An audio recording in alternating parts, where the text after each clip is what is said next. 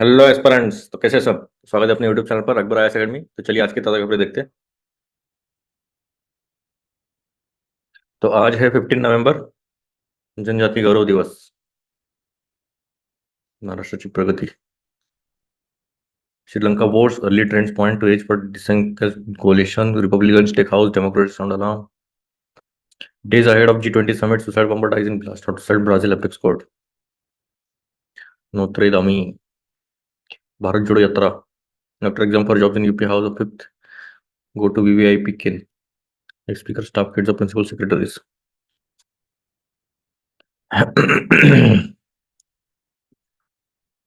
चलिए इलेक्शन का ही चल रहा है सब माहौल।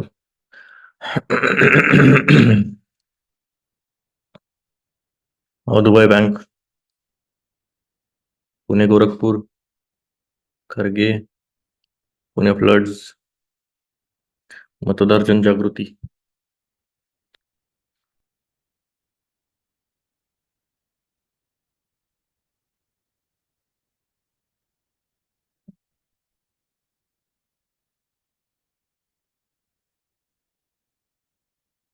आज का इलेक्शन का ही दिख रहा है। चलो हम मेन मुद्दे पे आते हैं।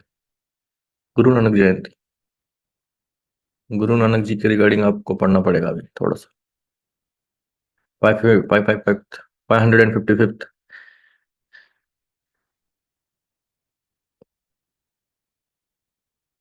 देख सकते हैं हम, ये आर्टिकल देख सकते हैं वैसे। इम्पोर्टेंट है।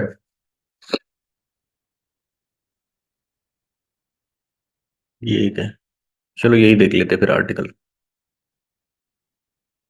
जरा उनकी टीचिंग्स इंपॉर्टेंट है। आज की दुनिया में इनके टीचिंग्स कितने महत्व रखते हैं वो देखेंगे अभी। नानकना साहिब जो है वो बर्थ प्लेस है।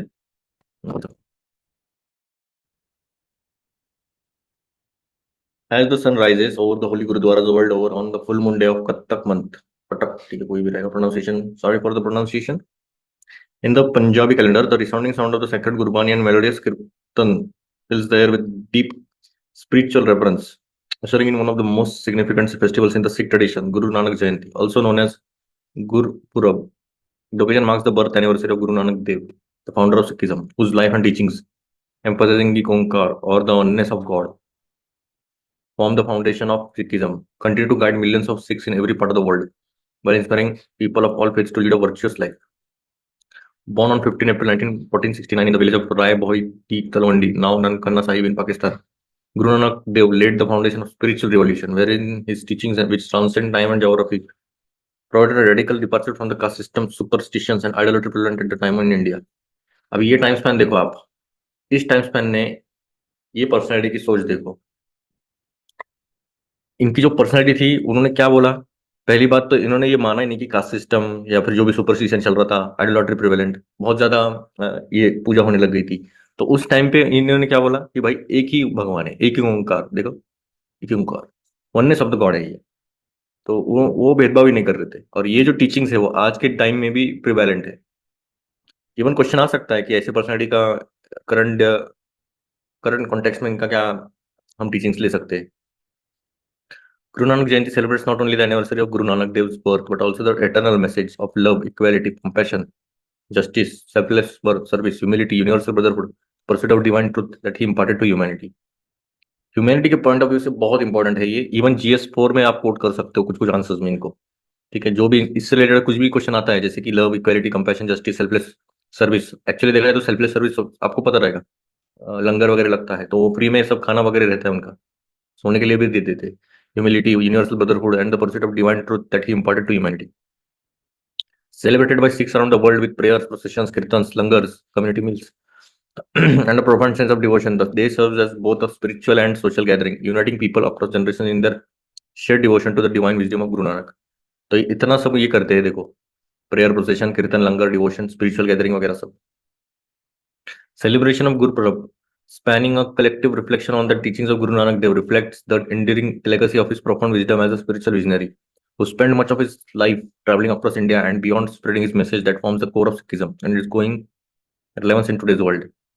देखो इनके जो टीचिंग्स थे ना, ये इतने विजडम और इतने विजनरी थे, तो अभी भी ये इनके जो जो भी टीचिंग्स है अभी भी हमें फॉलो करनी आनी चाहिए। अभी भी टुडेज वर्ल्ड में भी इनका रेलेवेंस है। What truly makes this day exceptional in its spiritual essence, the eternal message of Guru Nanak Dev, whose vision of a just, compassionate, inclusive, and egalitarian world remains as relevant today as it was in the 15th century. तो इनका main vision क्या था देखा जाए तो एक just होना चाहिए, just in the sense justice, compassionate, inclusive और इगैलिटेरियन होना चाहिए।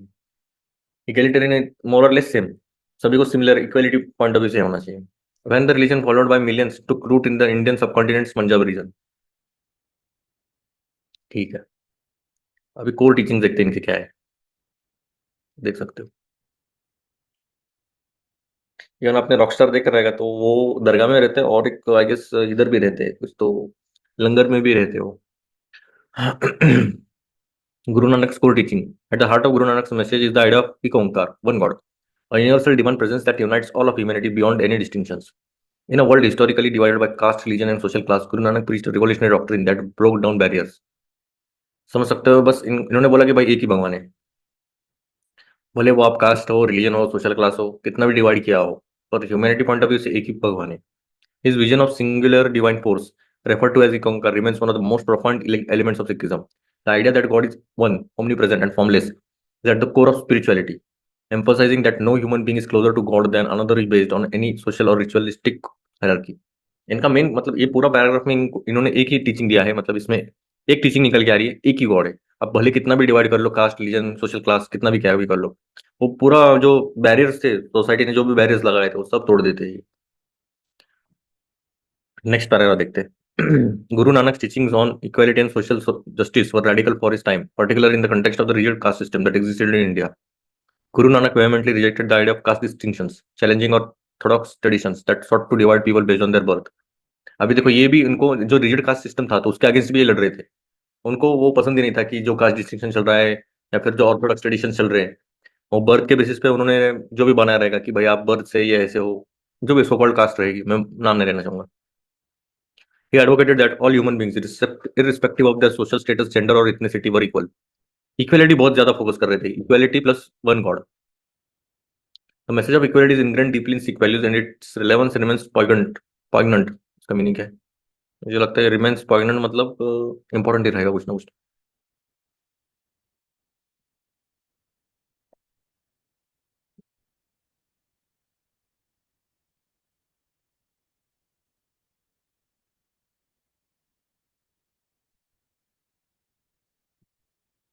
Keenly felt sense of emotion, bittersweet sadness or regret remains regret kind of in contemporary times,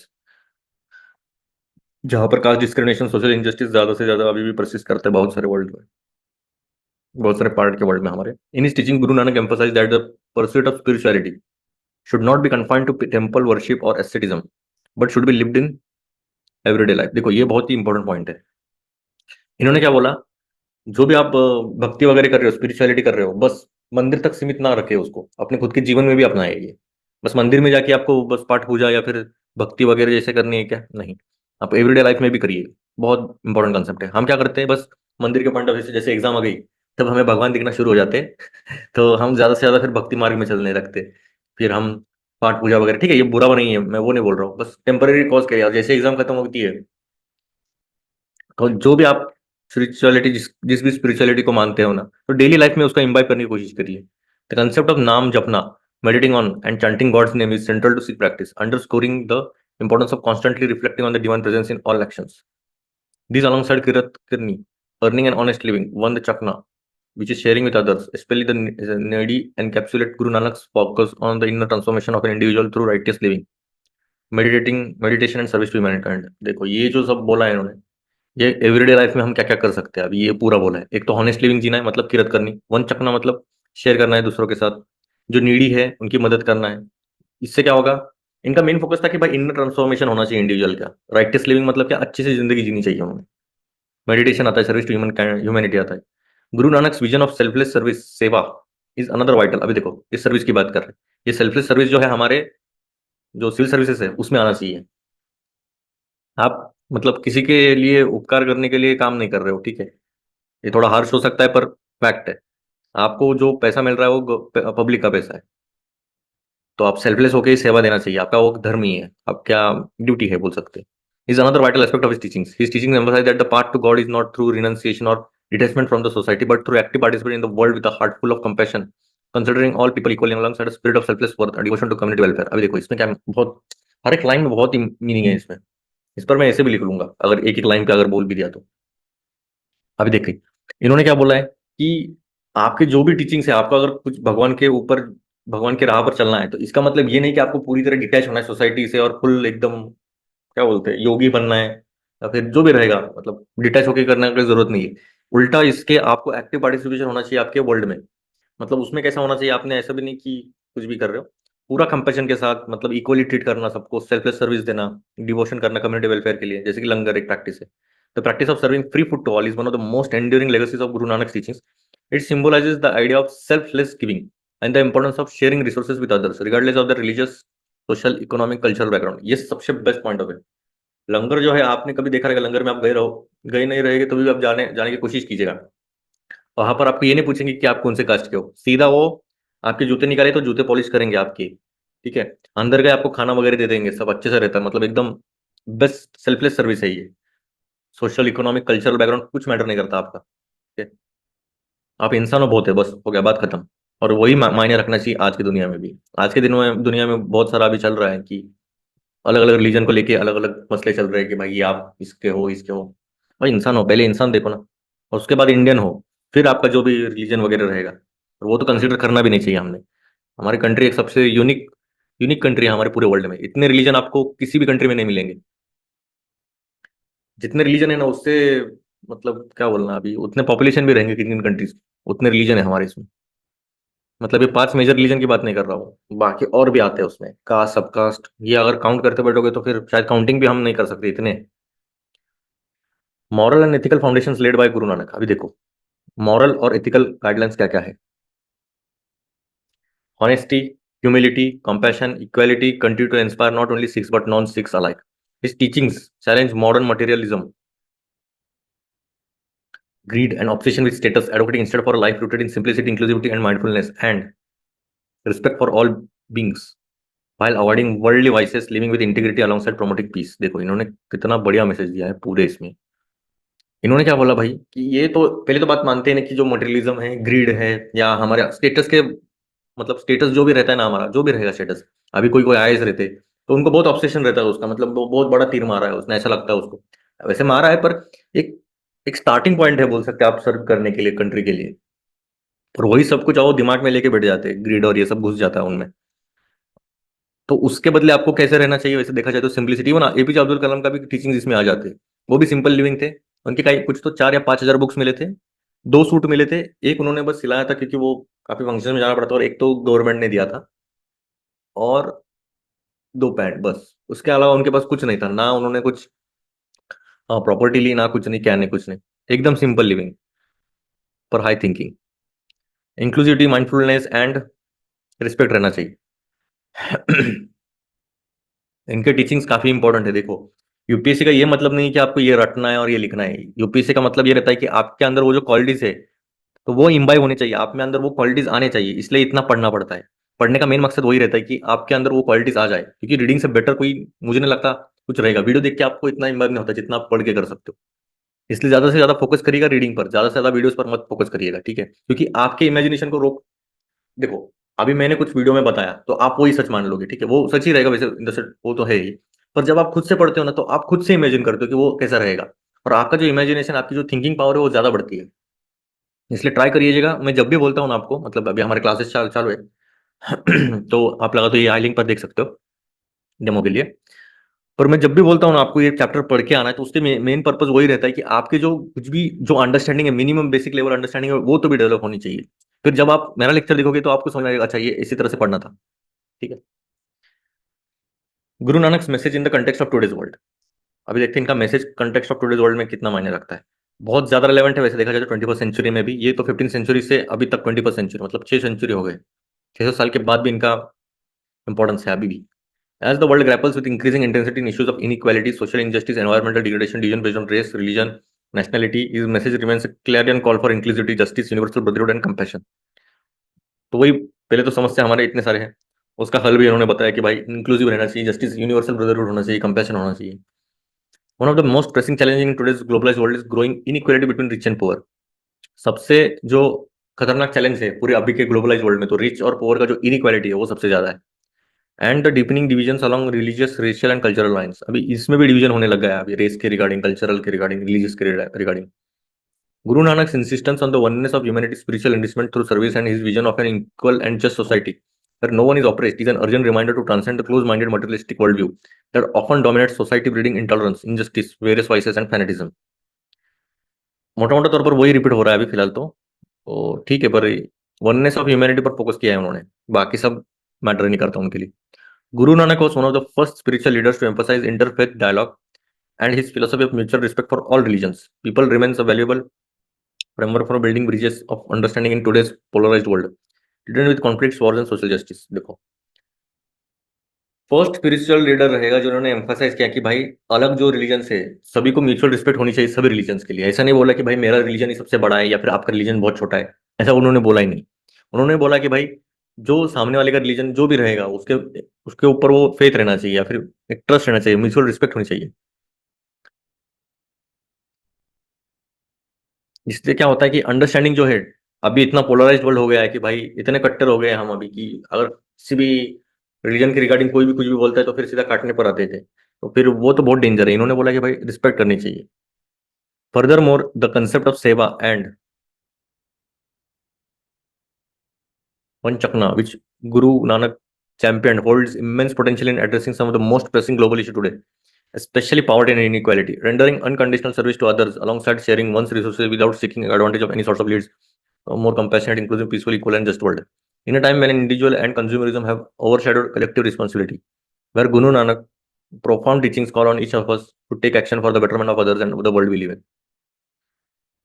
अभी जो प्रॉब्लम है पॉवर्टी और इनइक्वालिटी का, तो वो वन चकना और एक था, तो वो सब करके आपको ये सब जो है अभी के ग्लोबल इश्यूज है तो वो खत्म ही किया जा सकता है। ये सब बोल दिया है उन्होंने। ठीक है।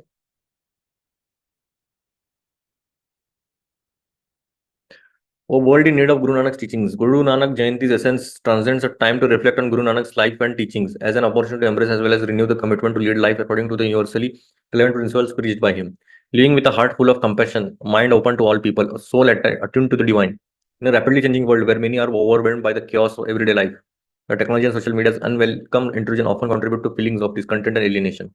Guru Nanak's timeless wisdom offers a path to inner peace and external harmony. Guru Nanak's message of one God, the equality of all, selfless service from the bedrock upon which a more inclusive, just, egalitarian, compassionate, and harmonious world can be built by transcending the narrow boundaries of religion, ethnicity, socioeconomic status, embracing our shared humanity।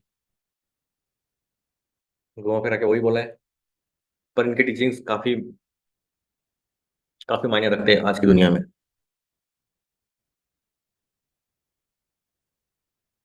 बढ़िया article था। उम्मीद है आपको एक idea लग गया रहेगा।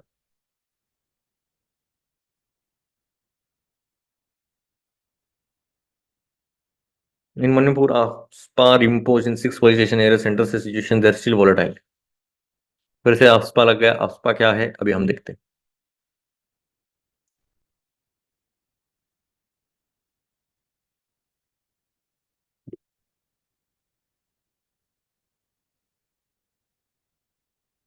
Arm forces special powers act है ये। अभी आर्म फोर्सेस के ऊपर एक स्पेशल पावर दिया गया है। अगर कुछ सिचुएशन ऐसे गड़बड़ा जाती है तो इनके पास बहुत सारे पावर्स आते हैं, तो वो पावर्स के ऊपर भी काफी ज्यादा, इसको बोलते हैं ड्रकोनियन एक्ट है। ड्रकोनियन मतलब बहुत ही डेंजर वाला एक्ट। क्यों बोला गया है अभी हम देखते हैं।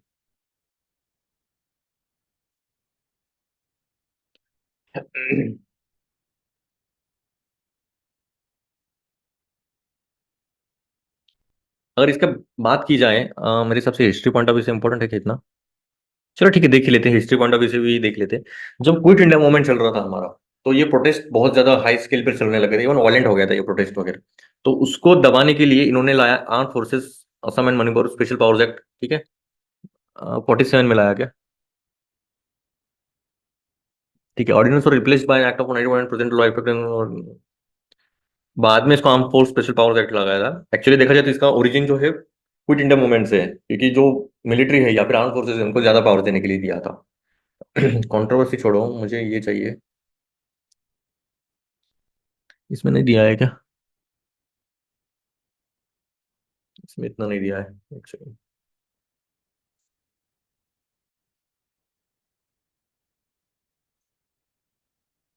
आफ्सपा, चलो देखते हैं।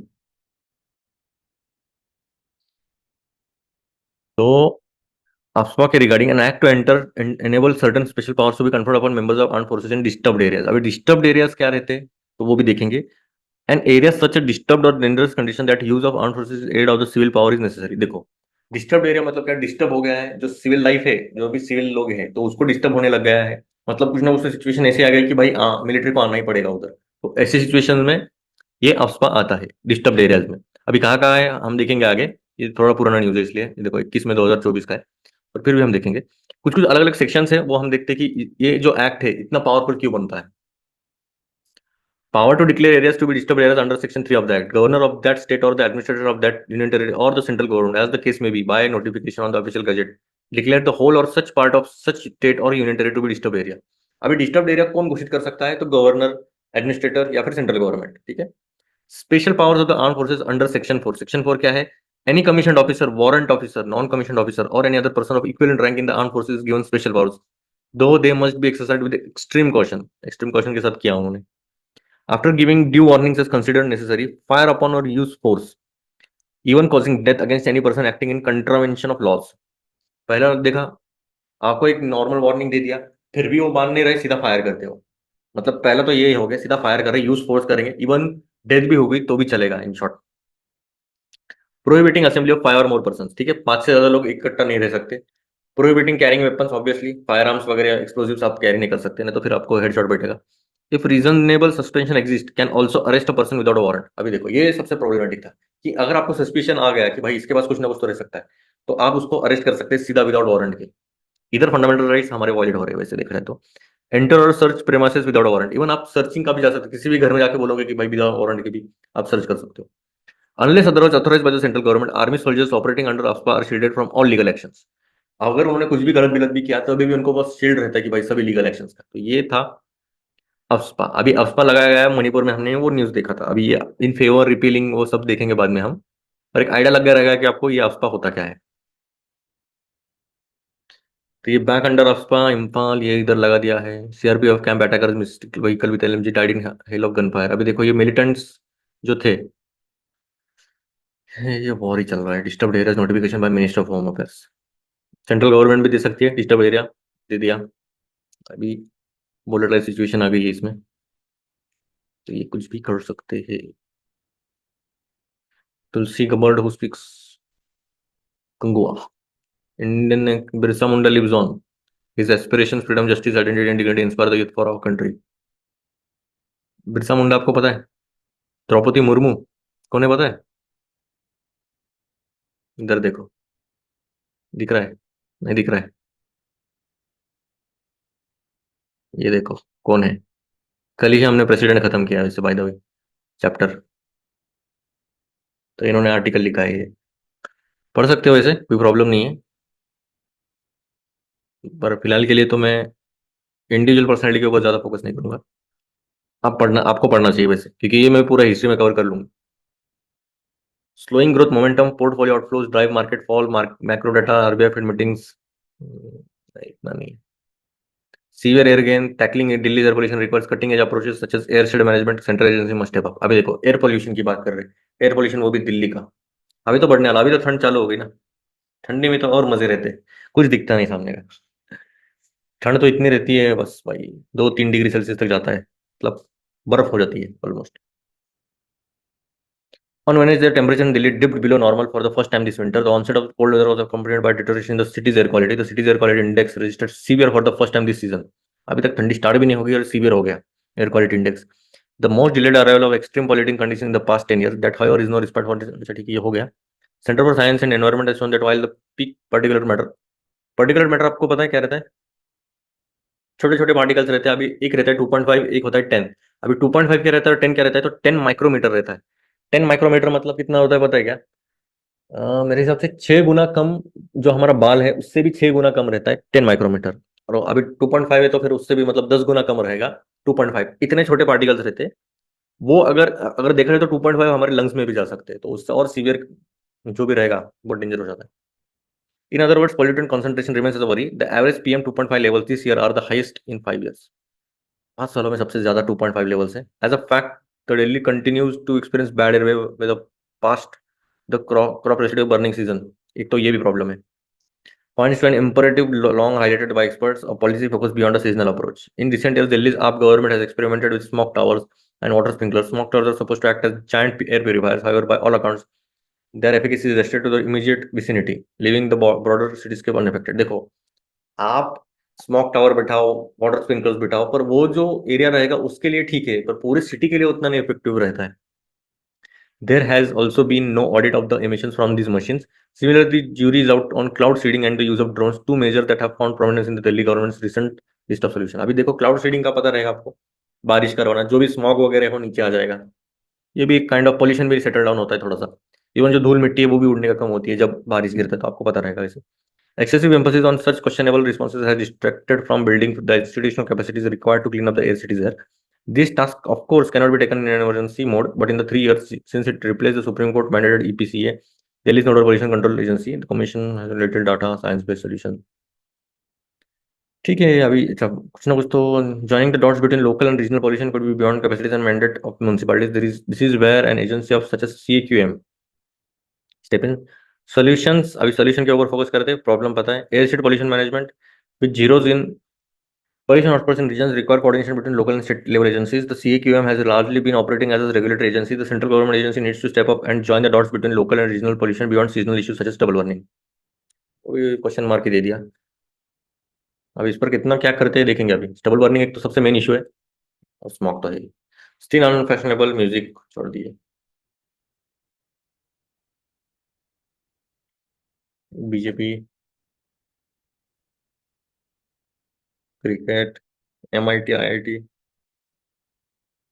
इसे कुछ है. क्लाइमेट चेंज एंड ट्रेड, ये अभी बहुत चर्चा चलेगी कि भाई ये होना चाहिए, ये होना चाहिए. जब आएगा तो अच्छे से देखेंगे हम लोग. तो ये इशू हमने ऑलमोस्ट कर दिया है कि भाई COP29 में क्या मसला चल रहा है. फाइनेंसिंग की बात करेंगे ये अभी. During pandemic American began drinking more, they still are. Drinking more क्या है, अल्कोहल है क्या? अल्कोहल ही रहेगा. While still is planning a law to keep teenagers off social media. Economy selling smoothly on strong economic fundamentals. India expects Trump's return will improve. India,